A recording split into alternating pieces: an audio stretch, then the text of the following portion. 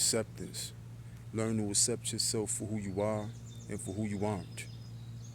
There's no need for the masquerades, for the facade, for the false personas. Just be who you are. Learn to accept yourself for who you are, flaws and all. The good, the bad, the ugly. Learn to accept yourself for who you are. You can't deny who you are, who you truly are. But this is something that you need to go within to find out. You have to really truly take a look at yourself, really truly analyze yourself, your actions, your thoughts, your behaviors. You have to reevaluate all of these things to really find true solutions and to resolve the issues that you're having in your life. There's so many things that go on that we cause, that we bring upon ourselves. A large factor is our inability to accept, our lack of acceptance, not being able to accept things for what they really are, not being able to accept things for what they need to be, or not being able to accept things for how they should be, but trying to create a false image, something that's superficial, something that's not real, that's not going to get you real results, that's going to get you superficial results. So, to find true resolution, you have to do a lot of work with yourself. You have to learn how to deal with yourself. You have to learn how to accept yourself. At times, you have to truly analyze and evaluate yourself. In this process, you may do a lot of tearing yourself down, breaking yourself down. But it's only to build yourself up. It's only to make you stronger. The greater the obstacle, the greater the person. The obstacles are great because you're great. So don't approach life with this woe is me, why me, it's unfair mentality. If you're great, understand that the things that you face, this is all a part of your greatness. These are all things that help assist in your evolution. Now, how you go at these obstacles, that will either make or break you. That's up to you. Your approach, your method.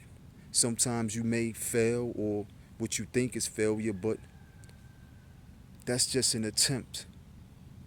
That's practice. Practice is what makes you greater. So don't look at it as a failure.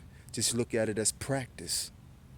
And you're constantly practicing to elevate, to better yourself, to be able to achieve higher levels of consciousness and awareness, to be able to tap into higher aspects of yourself, and to be able to channel these energies, to be able to channel the true power, the power that comes from within.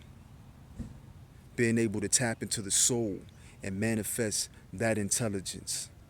Being able to control and mold the world around you.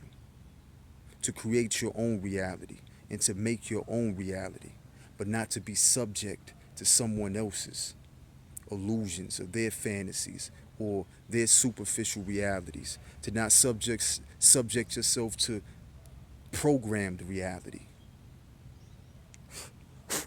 See, in this artificial world, it's a lot of programs. So you got to be careful not to set yourself up for that. You know, you have to keep all eyes open at all times. You have to stay aware, because you're constantly under attack. So, with that being said, you have to take the necessary precautions to do what you need to do to keep you in good health, mentally, physically, and spiritually. It's not always easy, but the work has to be done. You can't depend on somebody else to do it for you. You have to do what you need to do for you. If you want something done right, It's best to do it yourself. Don't depend on someone else to do the best for you. That's up to you. Because only you truly know what's best for you. But that's all a part of finding yourself and finding who you truly are. Not what you've been programmed or who you've been programmed to think you are.